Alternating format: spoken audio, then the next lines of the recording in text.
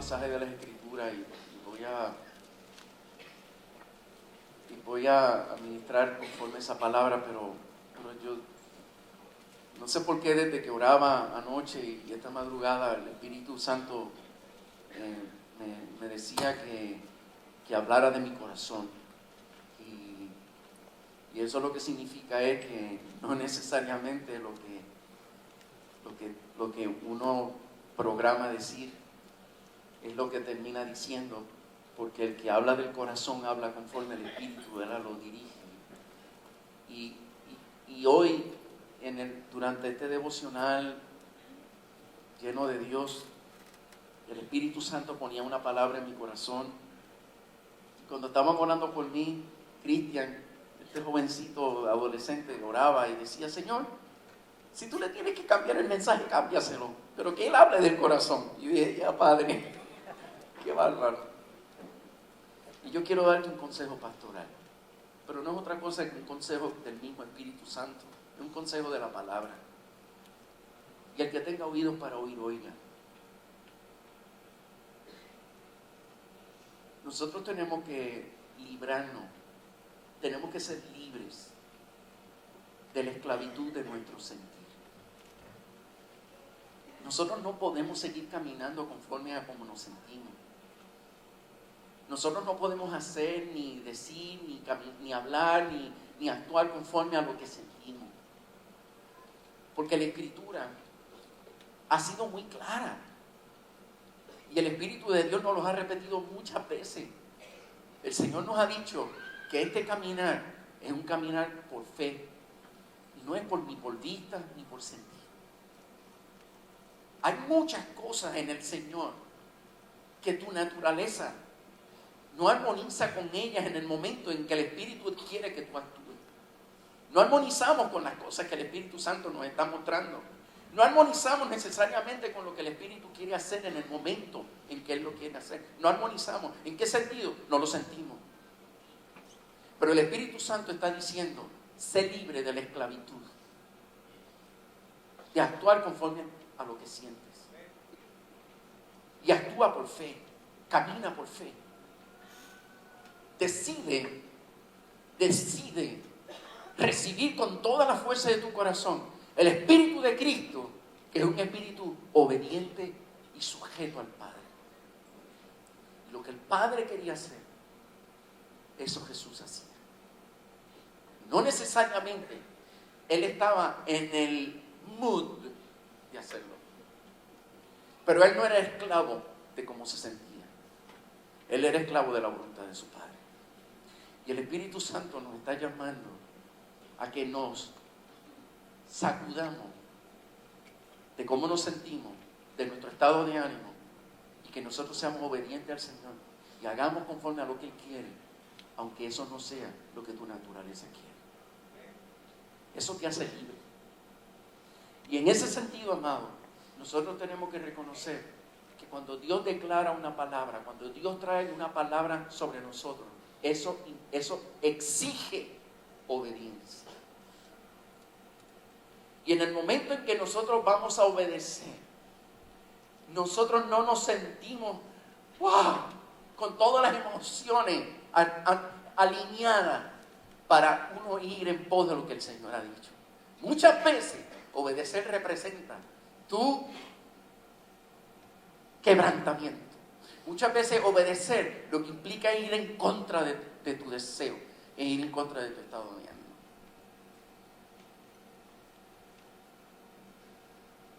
Otro de los problemas que tenemos es que muchas veces Dios habla a través de la gente y no tenemos el discernimiento para reconocer que Dios está hablando a través de él. Y como lo que estamos viendo es un hombre, como lo que estamos viendo es un ser humano, pues nosotros decidimos si hacemos o no hacemos lo que nos sugieren hacer. Y se nos olvida que la palabra del Señor nos enseña, que en la unidad el Espíritu de Dios es glorificado. ¿Y sabe lo que eso significa? Que aun cuando el hermano que esté dirigiendo el devocional o el quien esté predicando está exagerando la nota, porque hay veces que lo humano se nos cuela y exageramos la nota en algunas cosas. Aun cuando estemos exagerando la nota, el Espíritu de Dios exige que nosotros seamos uno.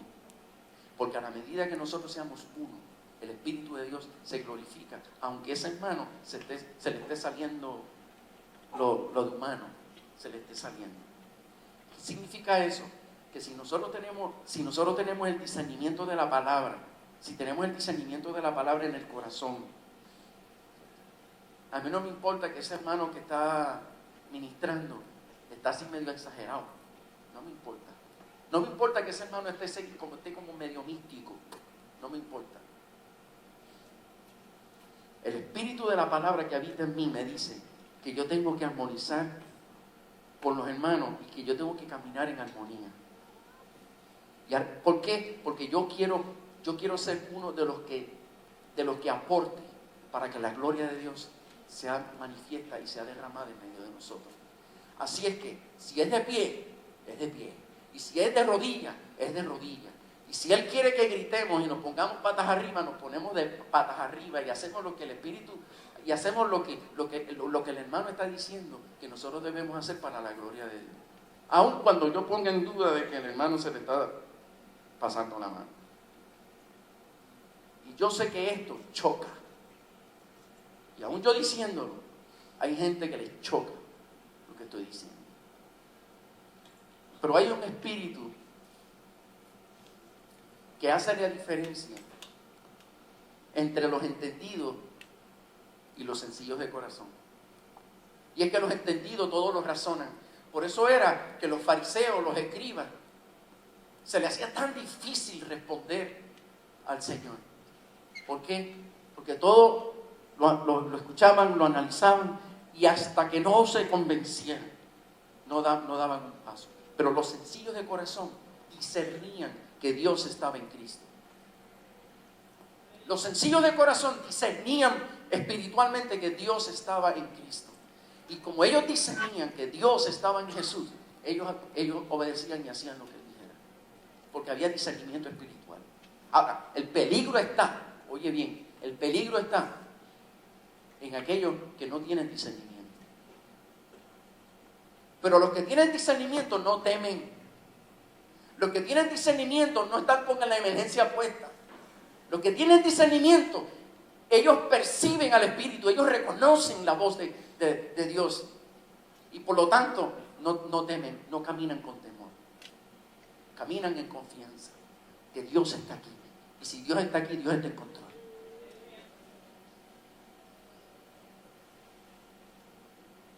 Pero yo no puedo actuar según yo me sienta. Yo tengo que actuar conforme a lo que el Espíritu Santo espera de mí.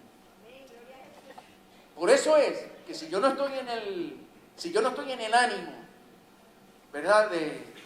De alabar a Dios con toda mi fuerza, lo tengo que hacer porque eso es lo que Él espera que yo haga. Porque Él me dice a mí que yo debo adorarle y yo debo honrarle a Él con júbilo. Y dice que lo debo hacer también con júbilo y que lo que haga para Él lo haga bien, para la gloria de Dios. Yo me acuerdo cuando esta iglesia comenzó a ser educada en cuanto a adoración, que mucha gente se sentían incómoda. ¿Por qué? Porque le pusimos una presión a la iglesia tan fuerte para que aprendiera a adorar, para que aprendiera a meterse con Dios. Y aquello era, hermano, que algunas personas decían, wow, pero casi me siento obligado a adorar a Dios. Pues sí, no hay problema con eso. ¿Hay algo de malo en sentirme obligado a hacer la voluntad de Dios? Dios quiera que cuando yo no quiera hacer algo para Dios, haya alguien lo suficientemente imprudente que me puye y me obligue a hacer la voluntad de Dios. Como dice la Escritura, esfuérzalos a entrar. Y el que no quiere, empújalo. empújalo. Y hubo gente que se fue de la iglesia y antes de irse me lo dijeron: me fastidia la presión que usted nos pone todos los domingos para ponernos a hacer. Yo lo que no siento hacer no lo voy a hacer. Y dije: ok, fantástico. Hay lugares donde no le ponen presión a la gente, pero el que está aquí va a recibir presión. ¿Por qué? Porque nosotros no queremos ser una iglesia más. Nosotros queremos ser una iglesia sensible al Espíritu, que aprenda a caminar en lo sobrenatural de Dios. Y la iglesia que aprende a caminar en lo sobrenatural de Dios se tiene que despojar de cómo se siente. Y vamos a actuar por fe. Y nosotros vamos a abrirnos al Espíritu a lo que Él quiere hacer. Se acabó. Nos guste o no nos guste, nos sea placentero o no. Y vamos a hablar de temas que en otros lugares no se habla. ¿Por qué? ¿Por qué? Porque nosotros estamos en el tiempo y estamos en la época donde lo que se habla debe ser tan positivo y debe ser tan estimulante. Y eso está fantástico, eso está bueno, buenísimo. Por eso es que en la iglesia primitiva existían los Apolos. ¿Y sabe por qué existían los Apolos, amado? Porque era un hombre elocuente. Era un hombre de un mensaje tan positivo y tan de ánimo y tan fuerte en cuanto a estímulo que hacen falta esa gente. Pero me pregunto yo, ¿por qué Apolos no prevaleció tanto como Pablo? Porque Pablo no era elocuente. Él tenía una pasión en su interior de que el evangelio no fuese un evangelio de una teoría hermosa, de unas revelaciones profundas, de sabiduría. A él no le interesaba eso. Él entendía que el evangelio tenía que convertirse en algo práctico. En otras palabras, el evangelio tenía que ser algo que transformara mi vida cotidiana y tenía que ser tan poderoso que transformara mis relaciones con la gente, sobre todo con mi familia y con la gente cercana. Él entendía que el evangelio tiene que ser algo tan práctico, no necesariamente algo que te haga sentir cómodo. Y por eso el mensaje de Pablo fue el menos simpático. Por eso el mensaje de Pablo fue el mensaje más fuerte. Inclusive algunos apóstoles dijeron que el mensaje de Pablo era difícil de digerir. ¿Por qué? Porque el mensaje de Pablo iba directo al hueso.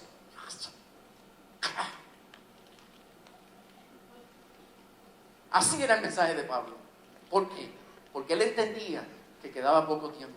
Y que el poco tiempo que quedaba era para que la gente aprendiera a vivir conforme a lo que Jesús dijo. Aprendan de mí cosas fundamentales como esto. Y Pablo, que no fue de los criados por Jesús, fue uno de los mejores que entendió el mensaje de Jesús. Y no fue criado por Jesús. Mira qué increíble. Así que, amado, no hay nada de malo en hacer lo que no sientes hacer. No hay nada de malo en hacer lo que no quieres hacer. No hay nada de malo hacer algo que no te inspira a hacerlo, siempre y cuando hagas la voluntad de Dios y agrades al Señor con eso. Pero tienes que reconocer, hermano, que la mayoría de las cosas del evangelio, la mayoría de las cosas del Espíritu van en contra de nuestra naturaleza. Y como la mayoría de las cosas del Espíritu van en contra de nuestra naturaleza, constantemente nosotros vamos a estar incomodados por la palabra de Dios y por la voluntad de Dios. Vamos a estar incomodados. ¿Y quiénes son los que disparan? ¿Quiénes son los que echan para adelante? ¿Quiénes son los que provocan que la gracia de Dios se derrame sobre ellos de una forma extraordinaria? Aquellos que están decididos a negarse a sí mismos. Que están decididos a negarse a sí mismos. Que no es lo que yo quiera, es lo que el Señor quiere. No es como yo me sienta, es lo que el Espíritu Santo siente y lo que Él quiere que se haga. Eso es. Punto. Y por eso, esos son gente que alaban a Dios aun cuando están tristes. Son gente que oran a Dios aun cuando no tienen ganas de orar. Son la gente que madrugan y van a los cultos de oración y se meten con Dios aun cuando tienen tantas excusas para quedarse en su casa.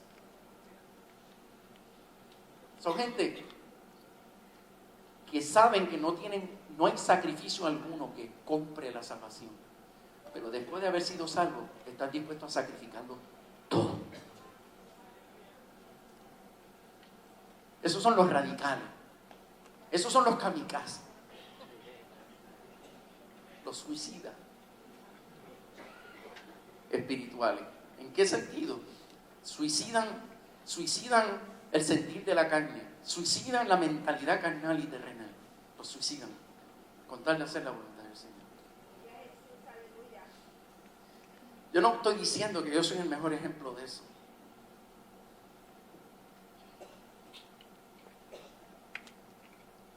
Pero voy en esa dirección.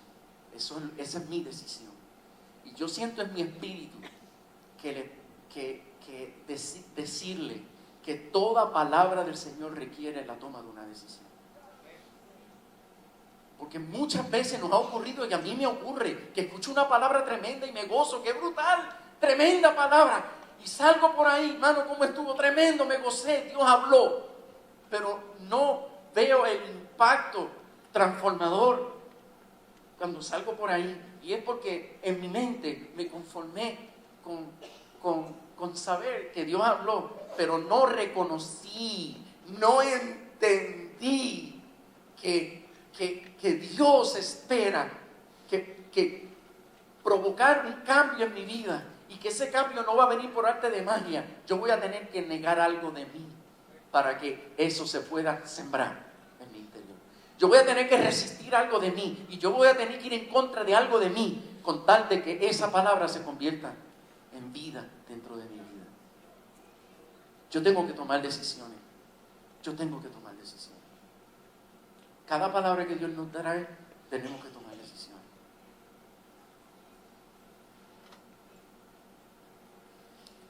Lucas capítulo 21.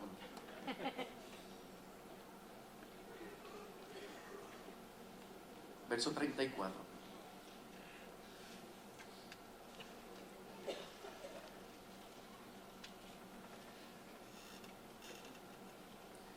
Mirad también vosotros mismos, que vuestros corazones no se carguen ¿de qué? De glotonería y embriaguez y ¿de qué más? Y de los afanes de esta vida. Y venga de repente sobre vosotros aquel día. Porque como un lazo vendrá sobre todos los que habitan sobre la faz de la tierra. Va a venir sobre los impíos solamente. No, la Biblia enseña que el lazo va a venir sobre todos los que habitan sobre la faz de la tierra. Cuando habla de lazo, amado, tú sabes cómo es. Tú has visto el rodeo, a los que les gusta el rodeo. ¿A quién le gusta el rodeo? Poco. Bueno, a mí me gusta. Y tú sabes que sueltan así un becerro, y viene un jinete en un caballo y se va detrás de él y le lanza un lazo, y el becerro va corriendo, y lo menos que él se imagina es que de momento un lazo le agarra el cuello y de momento ¡buah!, cae patas arriba. Y ahí se baja el jinete y le amaja las patas, y en el menor tiempo posible ese es el que gana. Pero el asunto es que la palabra lazo representa sorpresa. ¿Por qué? Porque el lazo llega en el momento que menos se espera, ¿verdad? Y él dice, velad pues en todo tiempo, verso 36, velad pues en todo tiempo, orando que seáis tenidos por dignos de escapar de todas estas cosas que vendrán y de estar de pie delante del Hijo del Hombre. ¿Y sabe lo que esto significa, amado? Que no hay forma de velar, que no hay manera de estar apercibido si mi vida no está saturada de oración. Porque hay muchas cosas que logramos entender, hay muchas cosas en las cuales podemos madurar, pero el estar apercibido en el Espíritu, amado, eso solamente es algo que produce una vida de oración. Una vida de oración es lo único que te hace mantenerte despierto. Y hay mucha gente dormida, gente buena, gente pura, gente de Dios dormida. Hay muchas cosas que el Espíritu Santo quiere hacer en este tiempo contigo, pero lamentablemente estamos dormidos y el Espíritu Santo no logra despertar nuestro espíritu para que podamos reconocer lo que el Señor quiere hacer conmigo en estos momentos y contigo en estos momentos y en cada momento de tu vida. Entonces el Espíritu Santo nos está diciendo: despierta, despierta, el sueño vino sobre el mundo. Las 10 vírgenes todas están durmiendo. Yo no sé, pero para Dios tiene que ser tan difícil, porque Él sabe el tiempo que resta. Él sabe, porque Él conoce la medida de los tiempos proféticos. Él lo sabe. Y tú sabes lo desesperante que tiene que ser para Dios el saber el poco tiempo que queda y observar el mundo y ver el mundo sumergido en pecado, totalmente en rebeldía contra Dios, y ver la iglesia dormida, que da apariencia de activa y viva, pero no lo está dormida. Y el Espíritu Santo gritando: despierta, despierta, iglesia, despierta, tú que duermes, levántate. Y de lo único que Él está hablando es de oración, porque lo único que puede despertar mi espíritu, lo único que puede despertar mi sensibilidad, mi conciencia, es el Espíritu Santo a través de la oración. Este tiempo es un tiempo de glotonería, es un tiempo de embriaguez y es un tiempo de afán. Esas 3 cosas, amado. ¿Quién es el que nos puede decir: hello, estás comiendo demasiado? Y no necesariamente comer demasiado lo que significa es gula. Lo que significa es que hay momentos en que el Espíritu Santo quiere que ayunes, pero no tenemos la sensibilidad para reconocer que el Espíritu Santo quiere que hoy no comas nada y ayunes. Porque es necesario que ayunemos. Todo el que crece espiritualmente practica el ayuno. Pero el espíritu de glotonería, que no necesariamente se nos nota, pero el espíritu de glotonería no nos deja ayunar, porque tenemos 1000 excusas y tenemos 1000 razones. Y no, me da dolor de cabeza, es que me siento como, pero es que me da náusea. Pues que te dé náusea, te da dolor de cabeza, so what? ¿Quién se ha muerto de un dolor de cabeza? Pocos.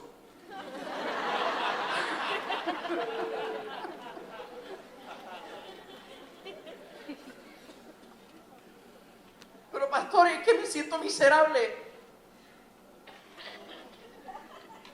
¿Y?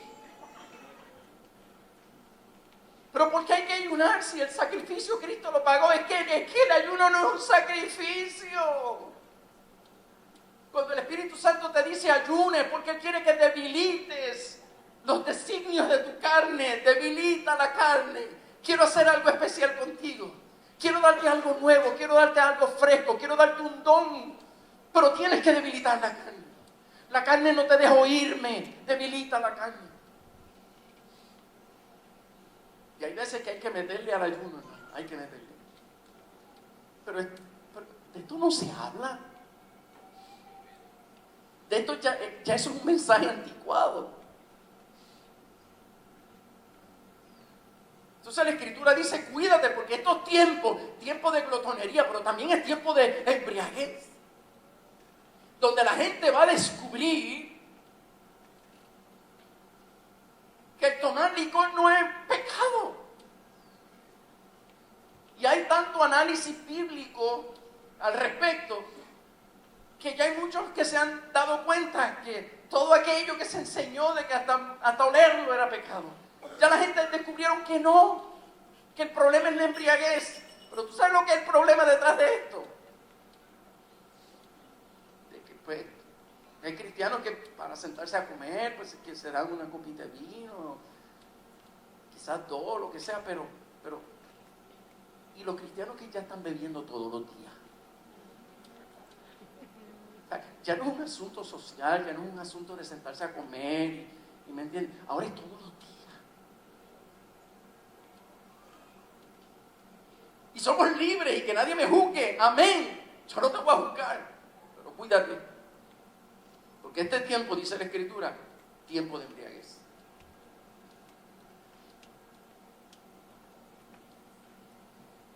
Pero el enemigo más fatídico de todo es el afán. Porque aún los ministros de Dios estamos afanados. Pero el que tiene el espíritu despierto, o el que se deja despertar por el espíritu, yo creo que esa es la mejor forma de expresarlo. Porque a todos nos da sueño, todos nos dormimos. Pero el que se deja despertar por el espíritu, dice, espérate, no puedo dejarme arrastrar por el afán. Yo tengo que darle lo más importante a Dios. Yo no puedo permitir que mi meta financiera me lleve a un afán. Yo no puedo permitir. Y tú sabes que hay gente que ya el trabajo es una razón tan espiritual como cualquier otra. Como congregarse. Ah, no, hermano, ¿de qué? Mi trabajo. No, pero es mi trabajo. En otras palabras, el trabajo es su Dios. Casi. Yo, pero espérate. Yo también trabajé en la empresa. Y cuando a mí me dijeron, tú tienes que, esto es lo que yo te exijo. Yo le dije al jefe, pues no llegaré a ningún lugar en esta compañía porque yo no estoy dispuesto a esclavizarme aquí. Yo tengo una familia y tengo una vida espiritual. Y me dijo, serás un profesional mediocre. Yo dije, pues, si así usted cree, lo seré. Pero yo no voy a descuidar mi familia, ni voy a descuidar mi vida espiritual por estar metido día y noche en un trabajo. ¿Y sabe qué pasó? El que me dijo eso lo votaron y me dieron la posición de él. Quiere decir que Dios honra a los que están dispuestos a honrarle a Él. Ponle las prioridades correctas. Encomienda a Jehová tu camino. Reconócelo en todos tus caminos.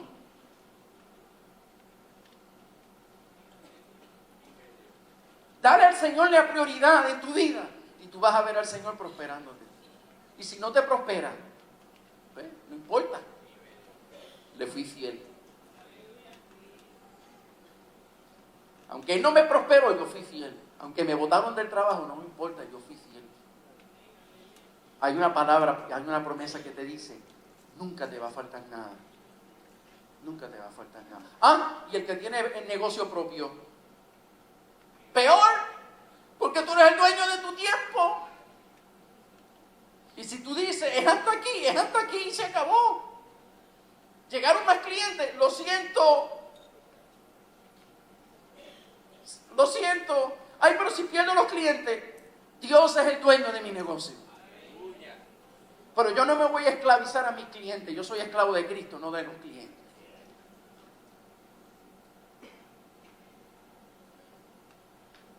No me importa que me miren mal. Yo sé que yo te estoy hablando de parte de Dios. Y yo sé que me estás mirando mal. No porque yo te caiga mal. Lo creo por fe.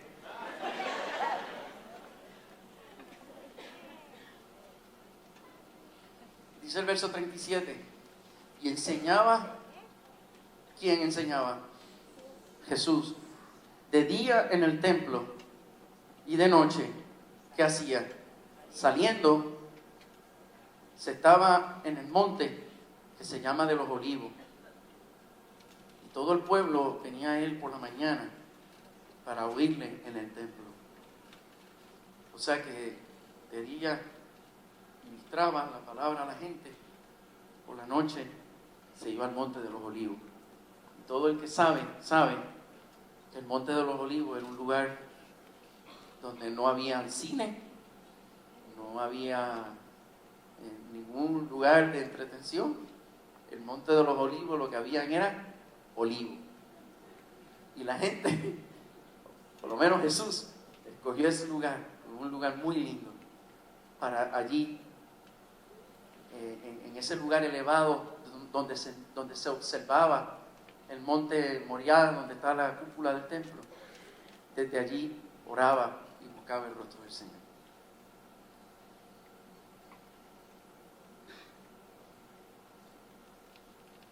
Estaba cerca la fiesta de los panes sin levadura, estamos en el capítulo 22, que se llamaba la Pascua. Y los principales sacerdotes y los escribas buscaban cómo matarle porque temían al pueblo. Y entró Satanás en Judas, por sobrenombre Iscariote, el cual era uno del número de los 12. Y este fue y habló con los principales sacerdotes y con los jefes de la guardia de cómo se lo entregaría. Y ellos se alegraron y convinieron en darle dinero. Y él se comprometió y buscaba una oportunidad para entregárselo a espaldas del pueblo. Miren, hermanos, sobre Judas hay un montón de especulaciones. Y digo especulaciones porque hay veces que los teólogos inventan cosas que yo no sé dónde las sacan. Pero a la luz del contexto bíblico, y cuando hablamos a la luz del contexto bíblico, estamos hablando que es a la luz de la forma más correcta de interpretar las Escrituras, que es utilizando todo el contexto bíblico. Y cuando tú utilizas todo el contexto bíblico, se te hace mucho más fácil entender lo que está ocurriendo en una porción específica de las Escrituras. Amado, yo no puedo creer que Judas fue escogido desde el vientre de su madre para que se perdiera y traicionara a Cristo. Porque eso no es lo que la Biblia enseña. Eso no es lo que la Biblia enseña. Nadie nace para perderse. El Señor quiere que todos vengan al arrepentimiento. El Señor quiere que todos se conozcan a Cristo. El Señor le ha ofrecido la oportunidad de salvarse a todos. Lo que pasa es que muchos no entienden que la Biblia llama a Dios un Dios omnisciente. Y el ser humano se le hace sumamente difícil entender que Dios sabe todas las cosas pasadas, las presentes y todas las cosas que van a ocurrir en el futuro. Él las sabe de antemano.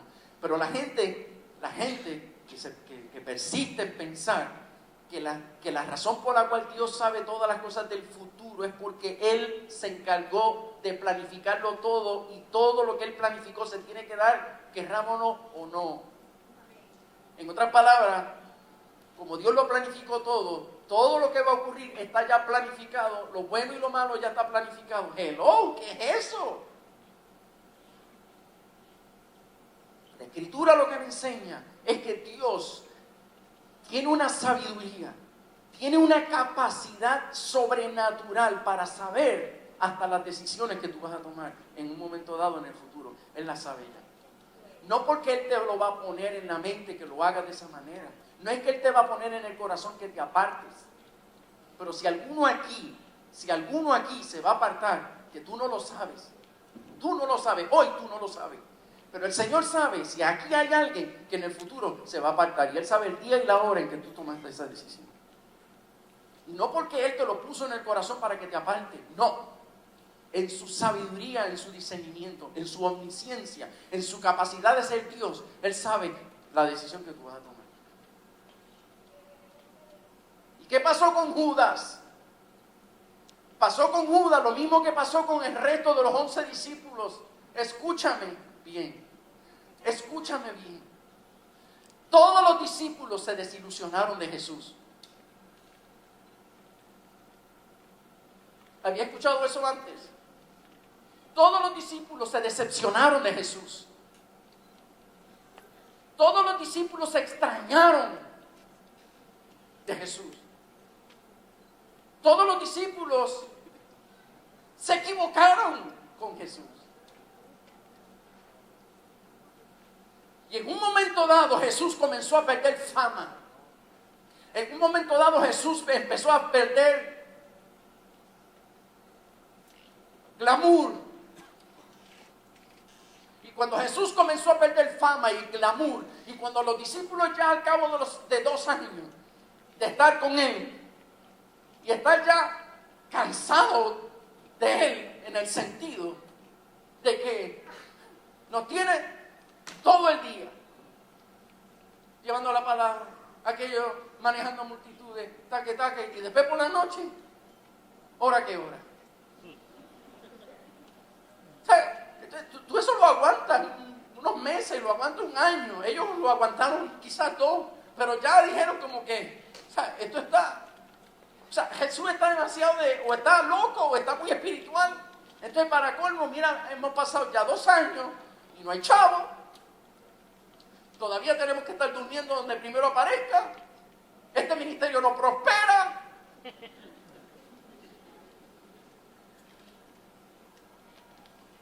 Todavía los líderes religiosos, que son los entendidos, no acaban de reconocer a Cristo. Estaremos equivocados. Estaremos siguiendo a la persona equivocada. A todos les ocurrió.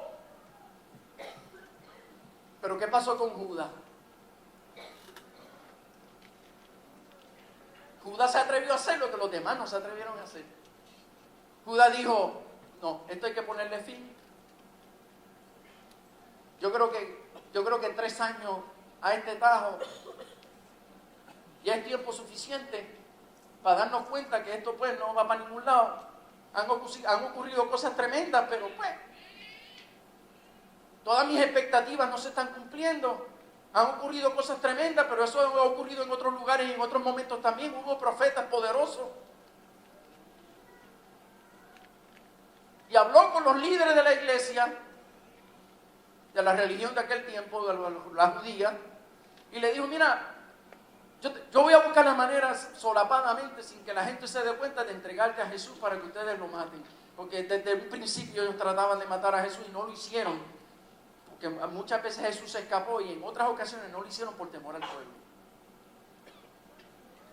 Y ellos se alegraron un montón porque dijeron, wow, de los mismos de Cristo, del mismo equipo de Jesús, de los mismos 12, tú sabes que un discípulo venía donde nosotros voluntariamente para decirnos, mira, ¿quieres que te entregue a Cristo? Para que lo saque del camino. Sí, porque yo no encuentro cómo salir de él, pero ustedes sacan de él. Mire, hermano, cuando se acercan los últimos tiempos, oye bien, cuando se acercan los últimos tiempos del cumplimiento de las profecías más extraordinarias de la Biblia, siempre ocurre lo mismo. Por eso la Biblia dice que lo mismo que ocurrió para los tiempos de Noé va a ocurrir en los tiempos de la venida de Jesucristo. Y siempre que una profecía de grande escala ha de cumplirse, los últimos tiempos son tiempos muy difíciles y tiempos muy peligrosos. Y nosotros estamos en tiempos muy peligrosos y en tiempos muy difíciles, pero que nadie tema.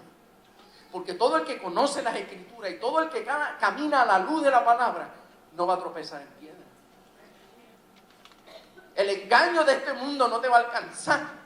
Todo aquel que está despierto, porque ora, porque conoce las Escrituras, porque la ama, porque la lee, porque la estudia, porque adora a Dios con todo el corazón y ha desarrollado una sensibilidad por Él, que no importa cuán oscuro sea tu día, no importa cuán oscuro pueda ser tu noche, tú identificas la presencia del Señor en tu vida.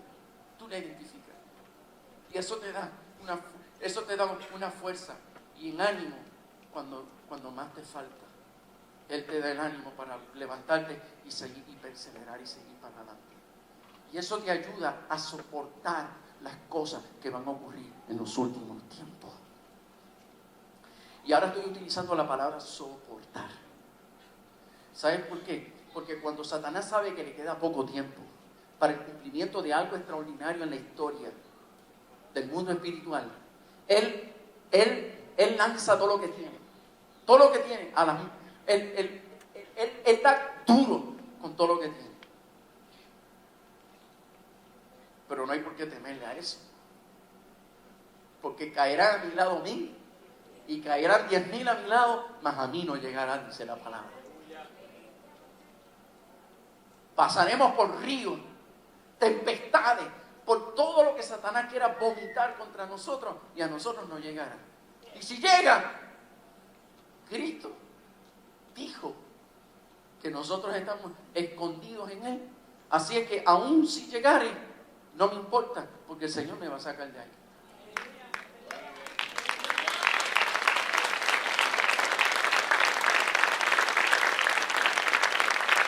Lo que pasa es que del dicho al hecho hay un gran trecho. Fácil es decirlo aquí parado. Cuando estoy pasando por el fuego, ahí no es tan fácil. Pero es precisamente ahí donde nosotros, y yo, y todos nosotros nos tenemos que recordar de las palabras del Señor Jesús, porque eso es lo que nos va a hacer sobrevivir y sobrevivir exitosamente. Para que ni apestes a quemado. ¿Y sabe lo que ocurre, amado? Se levantó gente, se levantó uno que traicionó a Jesús.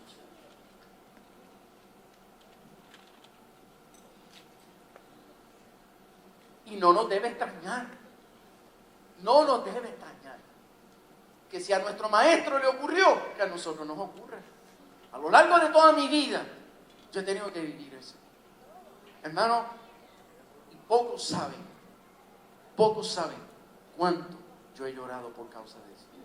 El dolor es horrible, el dolor es devastador. Pero, entiéndelo. Si a Jesús lo traicionaron, prepárate, a ti también te pueden traicionar. También gente se puede cansar de ti. También gente se puede decepcionar de ti, y también la gente se puede desilusionar de ti. La gente al principio te veían como alguien nice y como alguien bien espiritual, pero ya después que se acostumbraron a ti, ya no les representa gran cosa. Pero ¿sabes algo? No.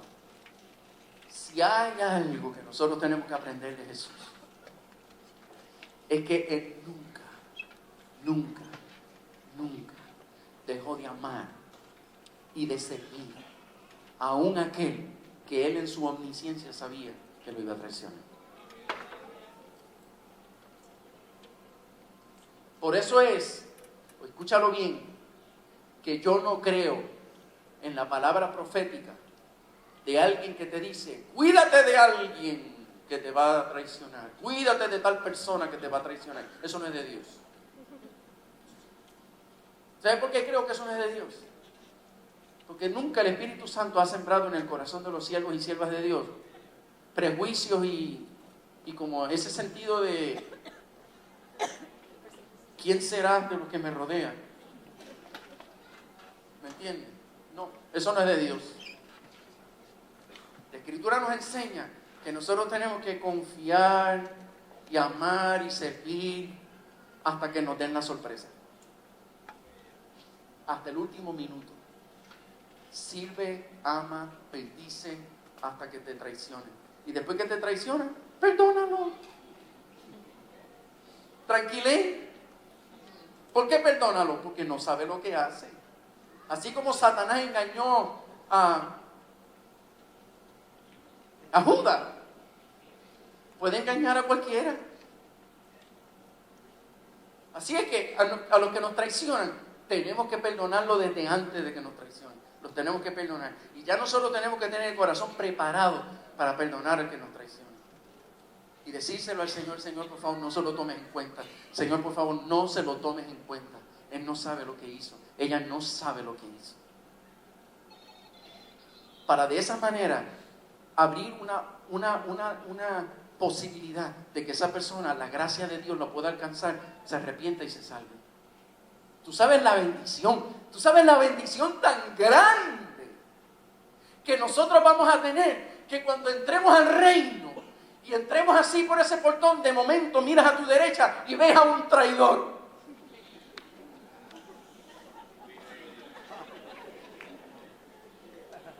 Y tú digas, adiós, ¿qué tú haces aquí?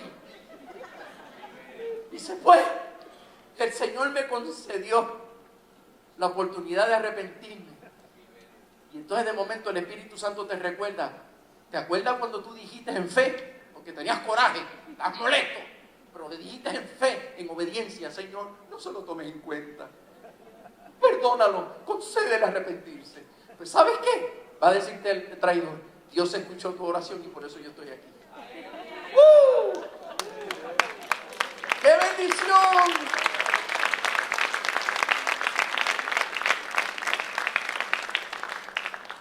Y el gozo más grande que vas a sentir es ver al lado tuyo un traidor perdonado. ¿Por qué? Porque si ese traidor perdonado está ahí, muy probablemente es porque en tu corazón tú lo liberaste perdonando.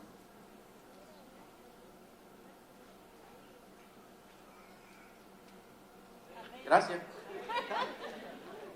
¿Se dan cuenta que esto como que parece un mensaje de otro mundo? Pues dicho sea de paso, esto es un mensaje de otro mundo, porque la palabra del Señor no es de este mundo. Pero esas son las cosas precisamente que nosotros tenemos que aprender, amados. Y por causa del tiempo, porque este mensaje va por internet al mundo entero, hay un periodo de tiempo donde hay que pararlo ahí, y eso es una de las desventajas de la tecnología y de las comunicaciones cibernéticas. Y tengo que parar aquí. Pero lo mejor que Dios ha creado es un domingo detrás de otro. Y este mensaje lo voy a continuar. Pero si hay algo que debe quedar claro en nuestro corazón,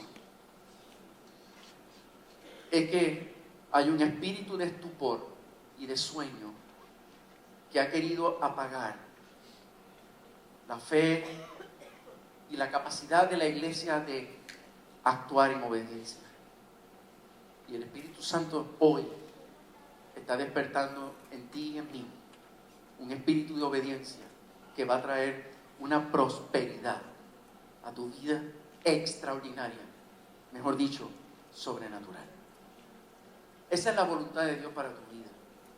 Aquel que quiera probar si esto es cierto o no, tome decisiones hoy, ahora. Cada cual sabe qué decisión es la que tiene que tomar.